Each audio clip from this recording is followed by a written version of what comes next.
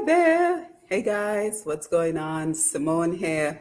I'm supposed to be having Mr. Henry Shillingford joining me today as an independent candidate for the 2022 um, general elections in Dominica. He's having a little bit of technical difficulty. I tell you, me and his independent candidates, if it's not Jason and the internet problem, it is Henry Shillingford and not being able to log into the StreamYard, which is kind of like Zoom. So I'm giving him a couple of minutes to come in and join us to tell us why he's the best candidate for the Grand Bay constituency.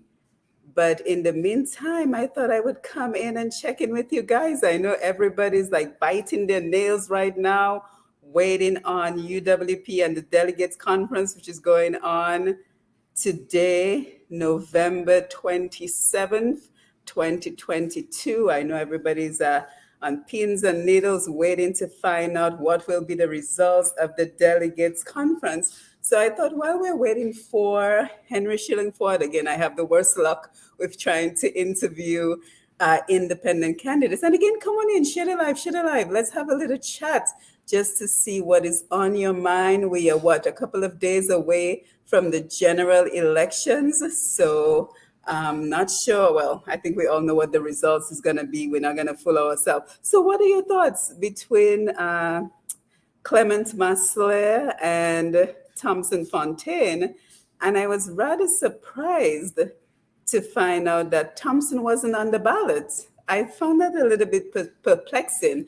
I know that it is part of the process to have folks nominated from the floor, but I just found it kind of strange that he's not on the ballot for the UWP UWP conference. So, what are your thoughts? What do you think about that? Who do you think will be the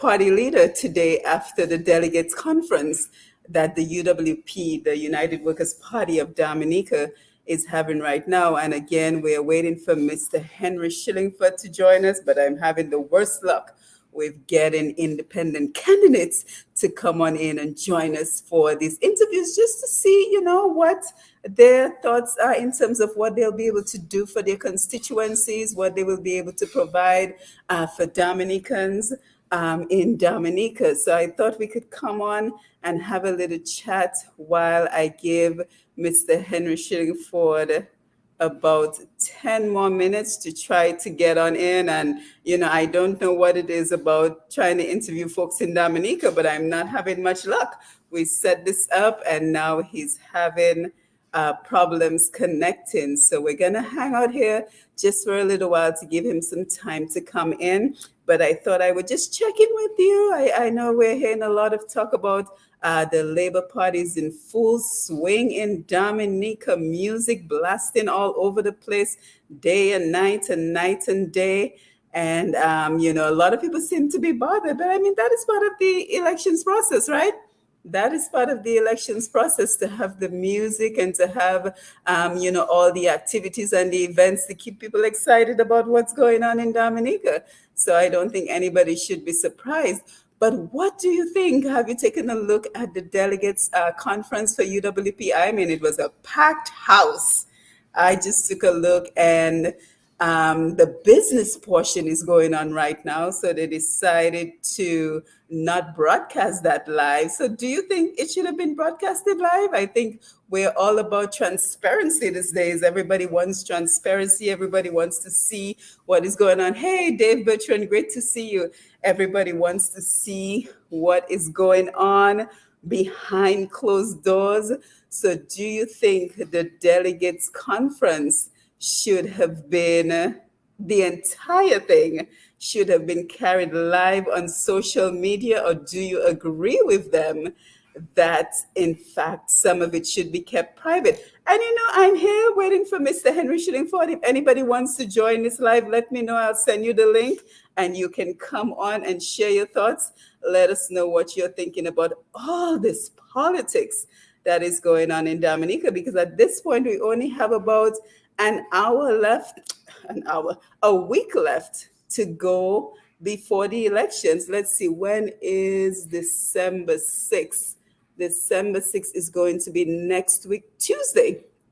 So we only have about a week and a day, 2 days before the elections will be held. So, has anybody gotten tickets to go home? Have you heard about anybody getting tickets to go home to vote during the elections?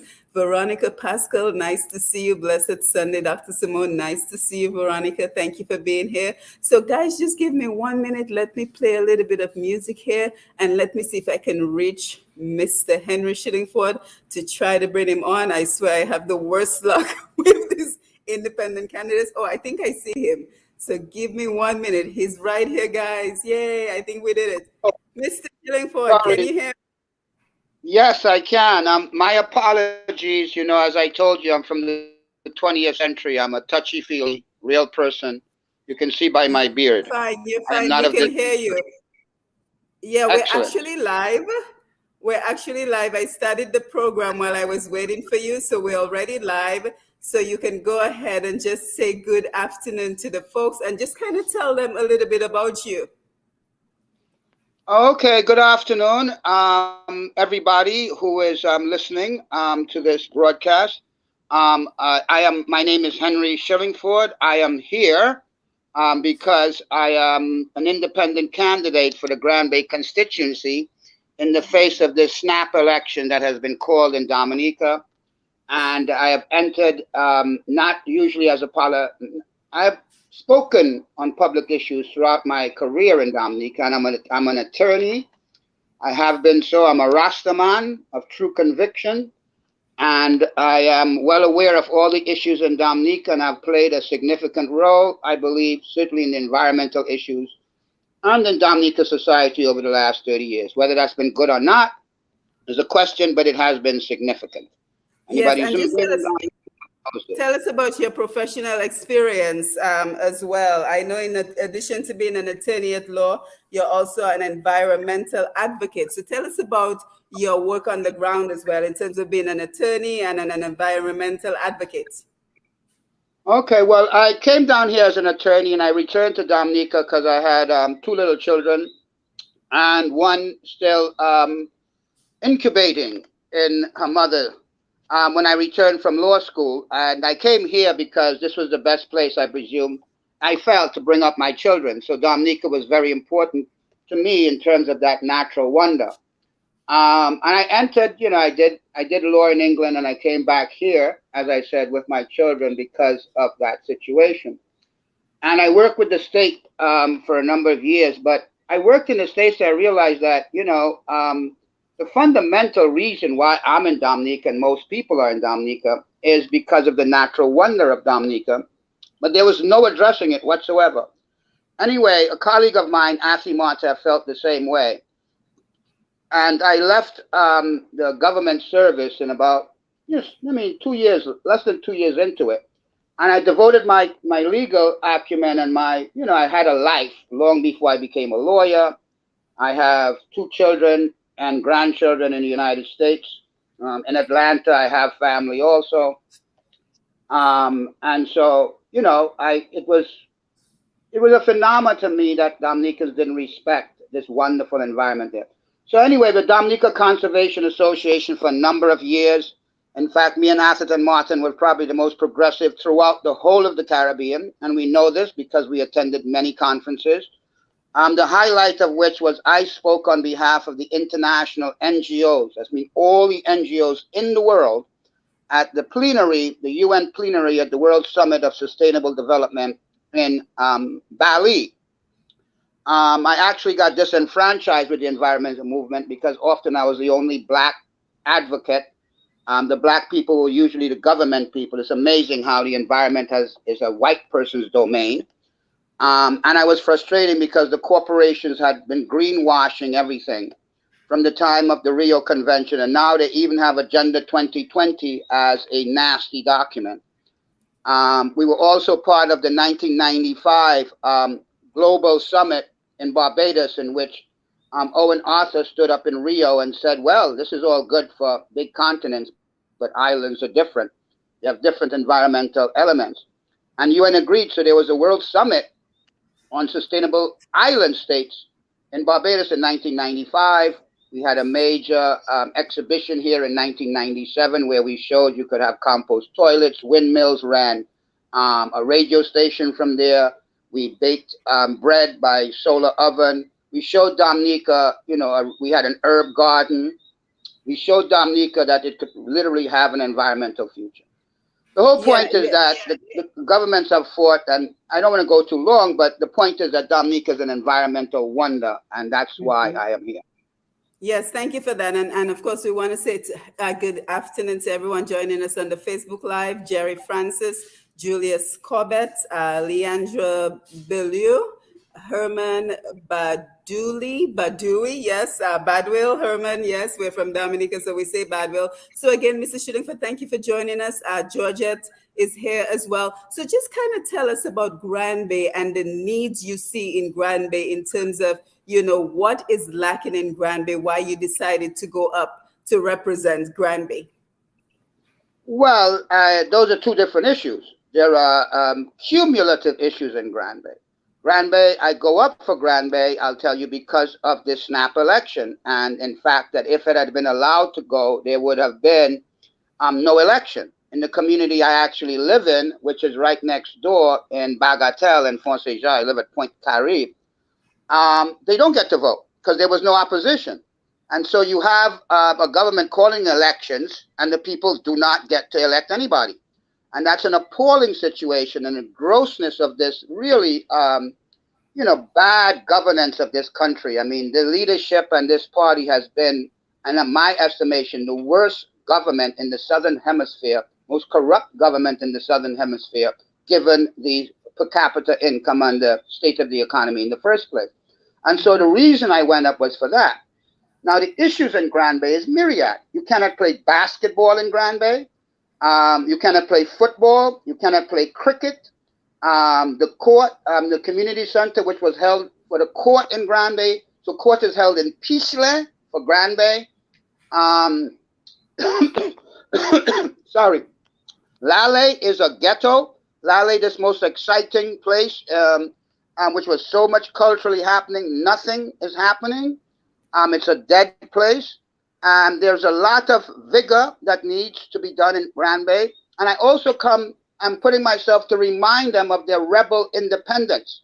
80% of Grand Bay, people have their houses now as a result of Rasta dread and people uprising in 1974. And so is this independence, this willingness to take on power and seize what you need, is what makes people important and what makes Grand Bay a seminal community in the Caribbean. Having Geneva be the site of 3 rebellions over the course of colonial history, the last one in 1974. So given who I am, what I stand for generally, and because of this political shenanigans, was a perfect storm for me to enter the race. But However, I don't have the financial support, I hope. yeah, what do you say to those who said that, somebody else tried to defeat the Labour Party in Grand Bay and Vince Henderson still became victorious? Are you concerned about the strength of the Labour Party in Grand Bay? Well, even then they were stronger. They're so weak now. I mean, the Prime Minister's speech at his nomination was the weakest, limpest, wimpishish speech ever for somebody who's in power in 20 years. He's fired his 4 major ministers. He doesn't get it at all. And I think he's teetering on mental imbalance. So the Labour Party is extremely weak. The guy that ran against Vince the first time was a regular bus driver from Grand Bay. With all due respect, he doesn't have the command of the system, language, issues, etc. He's a local guy from Grand Bay. I like him. He's a nice guy. But I know Vince. Remember, I was part of the team that got the Labour Party in power in the first place. Myself, Crispin Gregoire, and Athie managed Ruzi's campaign. And these young kids, Vince and, what's his name? Oh, yeah, Roosevelt Skerritt, were little boys, had never done anything in their life, and they were just filling up the ticket. But they got great hubris upon being elected, and they have been descending downhill ever since, in a very nasty way, I would say. Right. Now So tell us. Mhm. Go I ahead. know this pretty well, and it is the beginning of Dominica, quite frankly. And those who don't know, it's the beginning of Shillingford.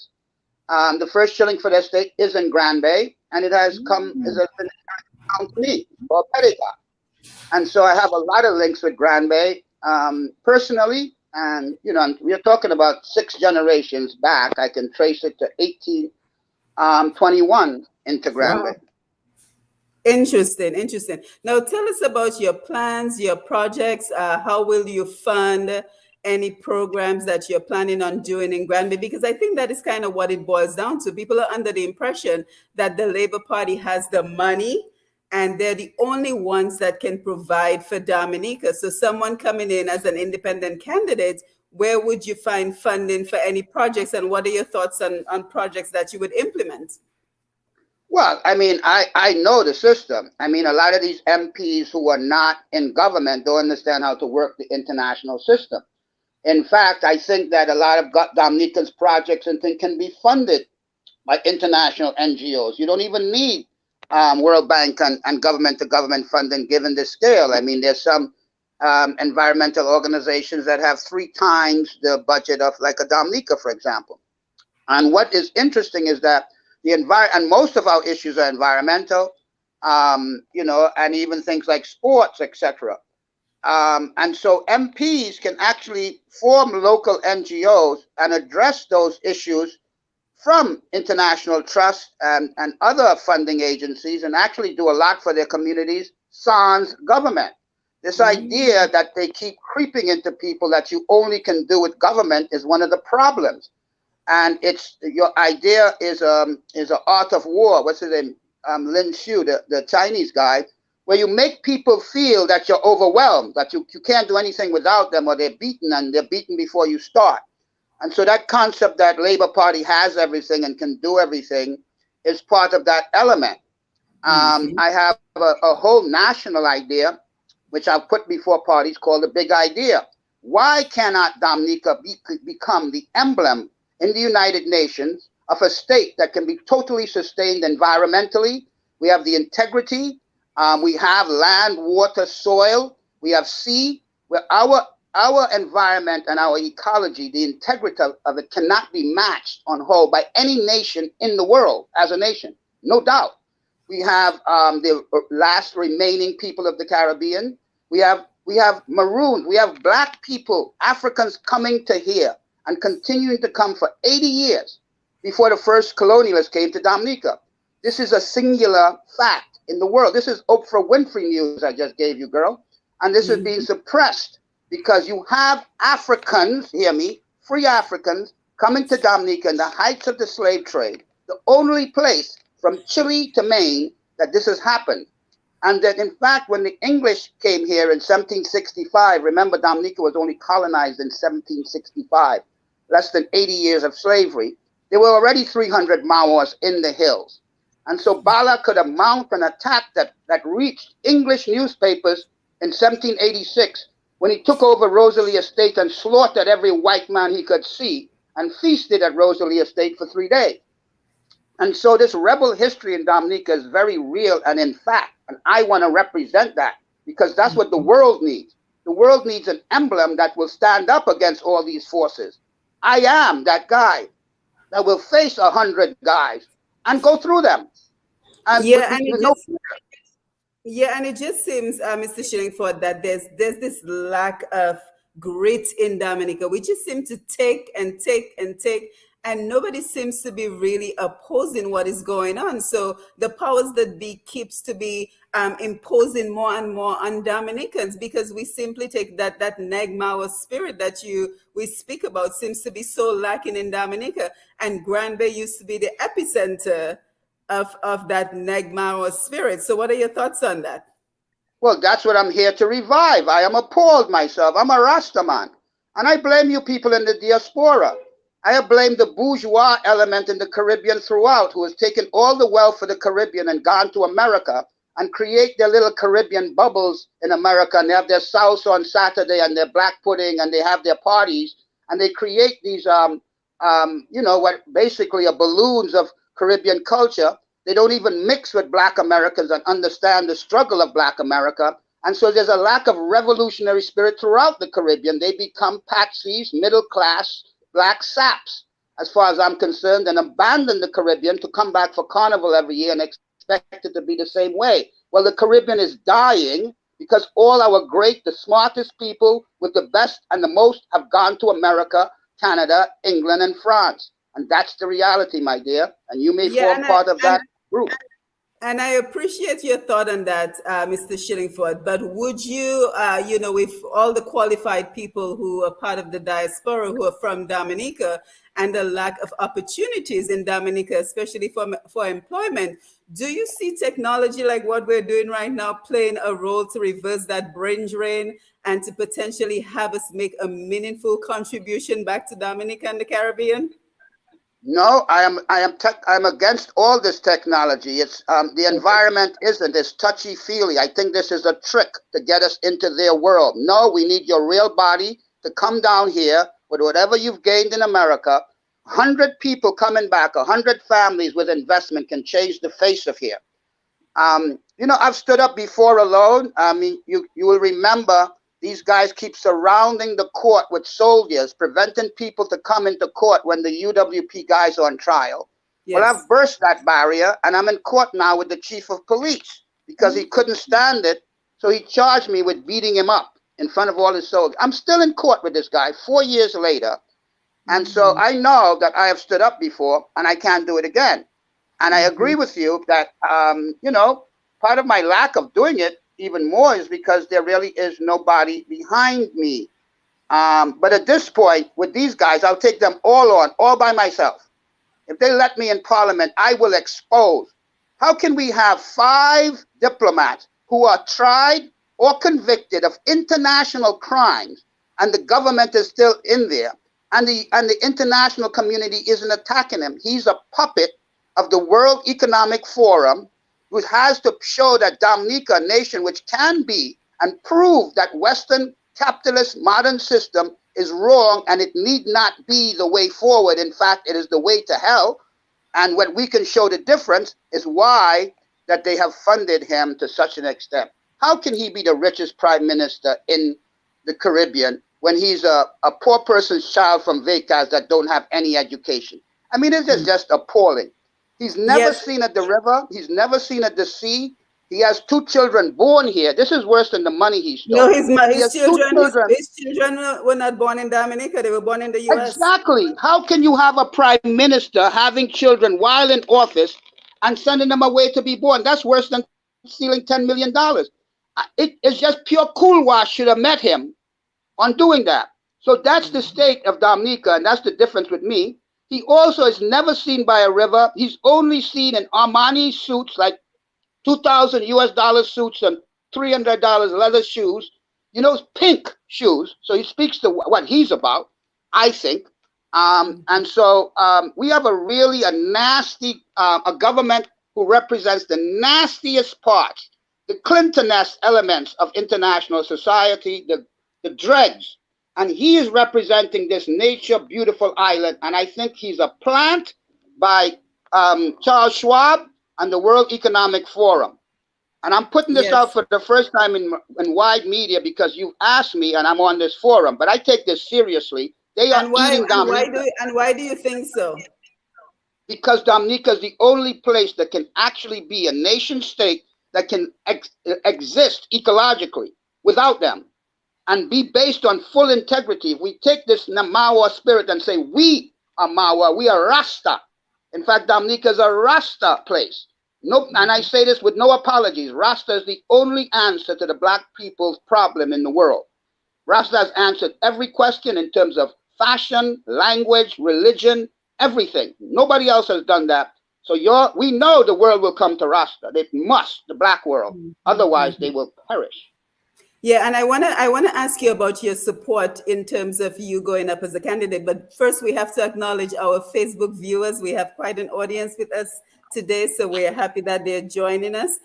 John Peter, Bernard, Kay Revere, Kenny Dover, Trevor Moore, Damian LeBlanc, Dat Stoner, Gabby JB, Jess Mir is here. And guys, if you're just coming in, don't forget to share the live. I am Simone Matthew, and today we are joined by Mr. Henry Shillingford, attorney at law, who is an independent candidate for the Granby constituency in the December 6th national elections. And we have a few comments coming in, so let's take them now so Mr. Shillingford can address them. Veronica says this political sham election is hot, hot, hot. Dave Bertrand has a question. He says, what message you are passing on to the grassroots in Granby about the legislation of medical cannabis? So that's a question coming in there for you, Mr. Shillingford. I totally disagree with medical cannabis.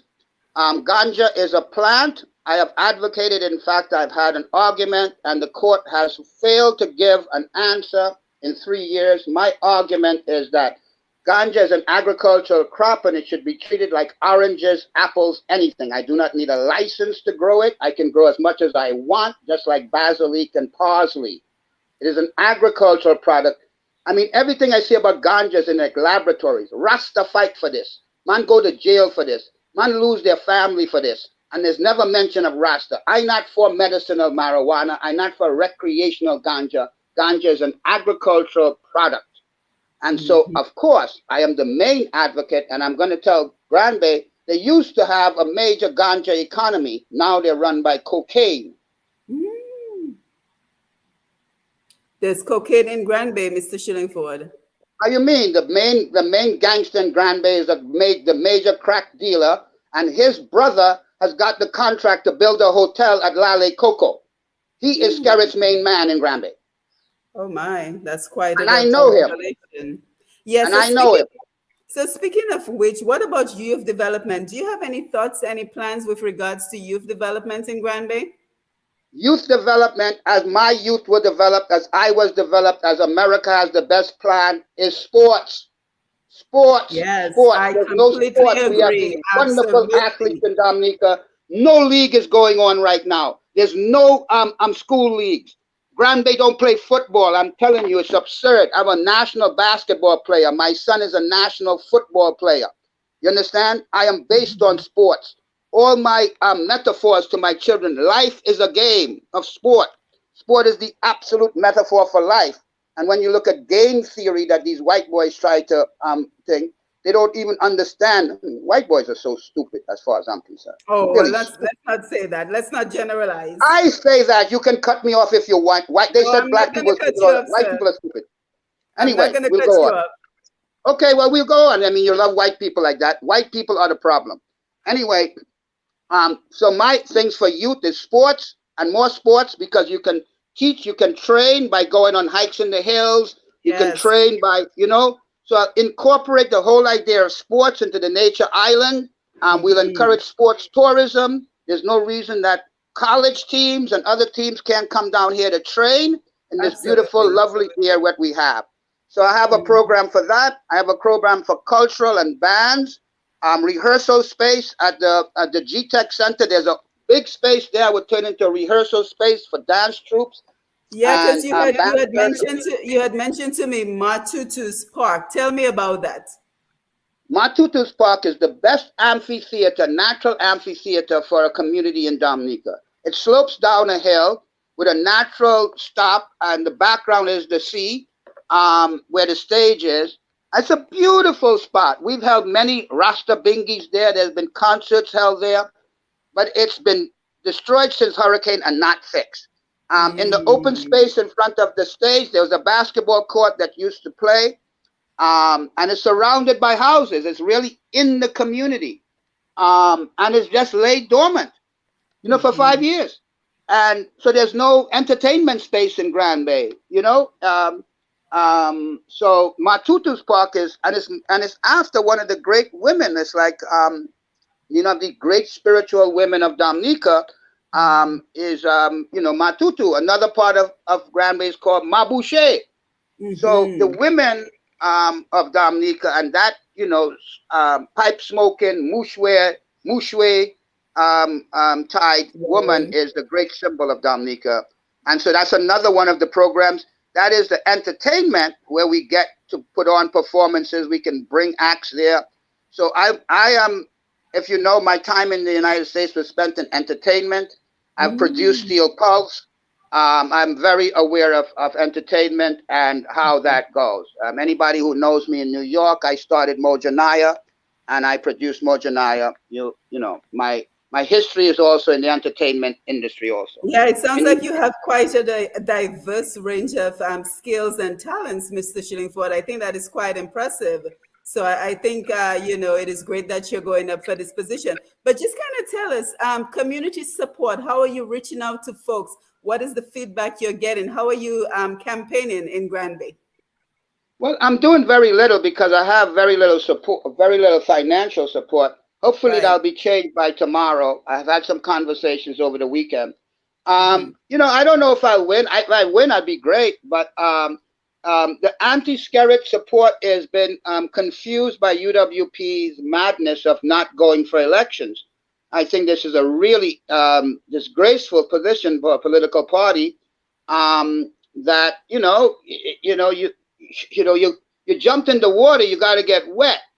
Hmm. So the fact is that if we hadn't done this, you would have had a government, legal government, with not even a chance to bring the issues to bear, which was another reason I got the ridiculous English. The reformation of our laws has to include no snap general elections. And even if there is no opposition, the person putting themselves forward must spend the time putting his ideas to the populace. It cannot be that he just gets in because there's nobody. He still has to put his ideas to the populace. So there's fundamental things to change. I disagreed with UWP because there was all this thing they were arguing for electoral reform was a nonsense. And I told them that for over 15 years. It's the enforcement of the law. You don't reform. A clean list isn't reform. That's enforcement. The identification cards is Mm. not reform. It's It's enforcement of the existing enforcement. laws. Okay. Are there any other, speaking of electoral reform, any other thing you can think of in terms of what needs to be enforced that is not being enforced in Dominica? I like that you mentioned that whole, not being able to call a snap election within 2 years of Well, that's election. reform. I would Yes. consider reform like I know a number of white people who have not gotten Dominican passports, who've kept their thing, but have worked here, run hotels,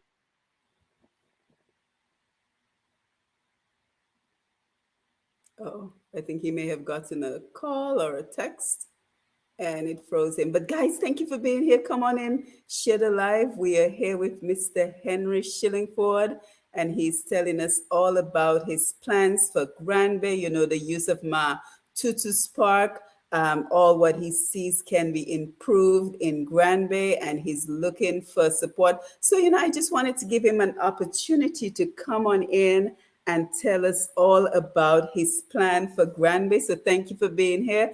We will give him a couple of minutes to see if he will come back. Jerry Nelson, nice to see you over there on YouTube. He said, Rel said, Ras bigger bro.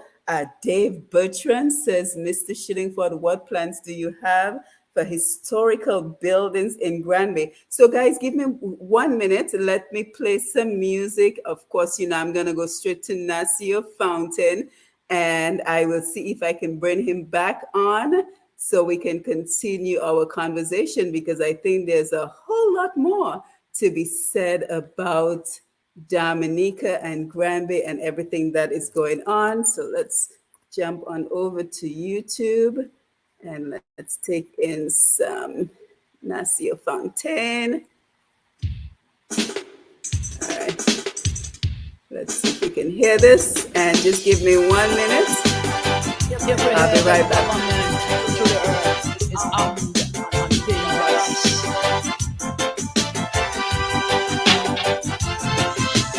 Armed, dangerous.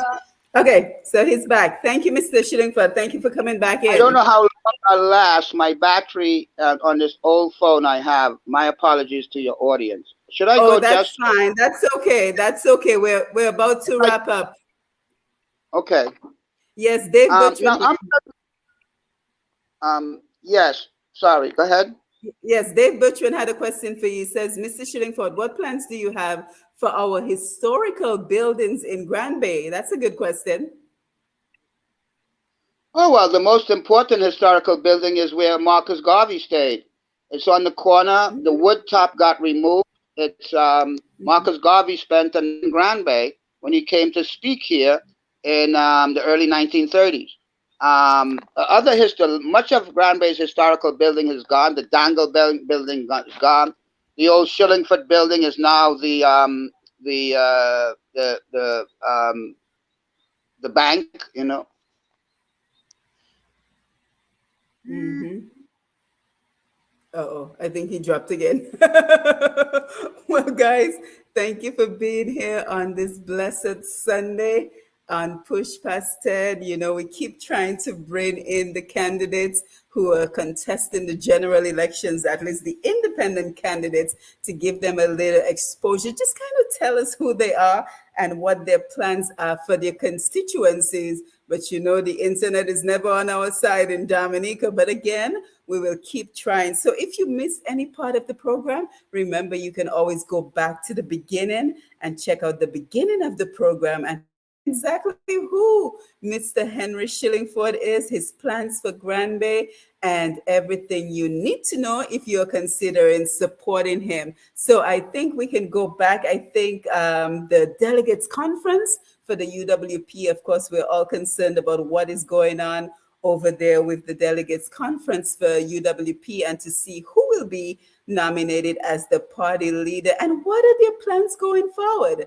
because I think that is what we want to see at this point. We want to see what are the plans going forward in terms of what UWP is bringing to the forefront for Dominica. So again, I want to thank you for being here. Thank you for being a part of this Push Past 10 presentation. Don't forget to share the live as we continue to have those conversations to help to move our beautiful nature island forward. Don't forget to like Push Past 10, follow Push Past 10. Right now, our audience, I believe, is up to what, 19,000 viewers a month, 28 days to be exact. So we're very proud of that. And it's because of you that we're able to continue to grow and we're able to continue to give exposure to our people, to our products, to our businesses. So we want to thank you for being a part of the Push Past 10 Nation, like I like to call us. And we have so much more to do. You know, Christmas is around the corner. I know we're all stuck on the elections, but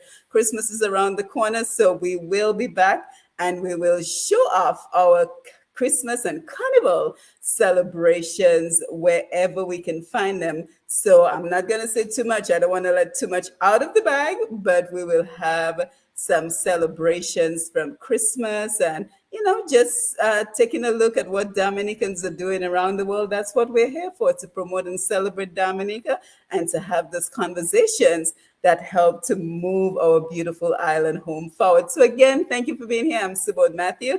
And until next time, you take care and enjoy the rest of your Sunday evening. Take care.